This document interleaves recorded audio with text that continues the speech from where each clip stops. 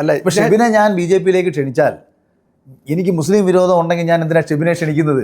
അത് ശരിയാ. നീ എൻ്റെ കൂടെ വേണം, ക്രിസ്ത്യാനി എൻ്റെ കൂടെ വേണം, നമുക്ക് എല്ലാവർക്കും കൂടെ ഒരുമിച്ച് ഈ നാടിന്റെ ഡെവലപ്മെന്റ്സിന് വേണ്ടി ഒരുമിക്കാം എന്ന് ഞാൻ പറഞ്ഞാൽ അത് ഞാനങ്ങനെ വർഗീയവാദിയാവുന്നേ. അതെ അതെ അതെ. അപ്പൊ ഇത് ഇപ്പൊ അതാണ് അതിന്റെ ഒരു ഞാൻ കാണുന്ന ഒരു ഭാഗം. പിന്നെ ബി ഗോപാലകൃഷ്ണൻ പറഞ്ഞതിനകത്ത് യഥാർത്ഥത്തിൽ ഗുരുവായൂർ ഹിന്ദു ഭൂരിപക്ഷ മണ്ഡലം അല്ല, മുസ്ലിം ഭൂരിപക്ഷ മണ്ഡലം.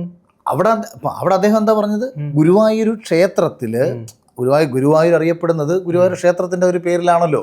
മേ ബി ആ ഒരു ആഗ്രഹത്തിന്റെ പുറത്താവാം അദ്ദേഹം അങ്ങനെ അഭിപ്രായം മുന്നോട്ട് വെച്ചത്. അതിനെക്കാട്ടി എത്രയോ അപകടമല്ലേ മതം. ഒരു രാഷ്ട്രീയ പാർട്ടി അധികാരത്തിൽ വരുന്നത് മതത്തിന് വേണ്ടിയിട്ടാണെന്ന് പറയും.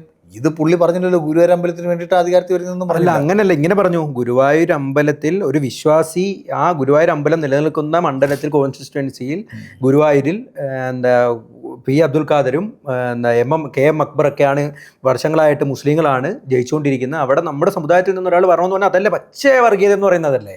അല്ല, അത് വർഗീയത അല്ലെന്നേ. അതാണ് വർഗീയത. അല്ല, അത് വർഗീയത അല്ലെന്ന് പറയരുത്, അതാണ് വർഗീയത.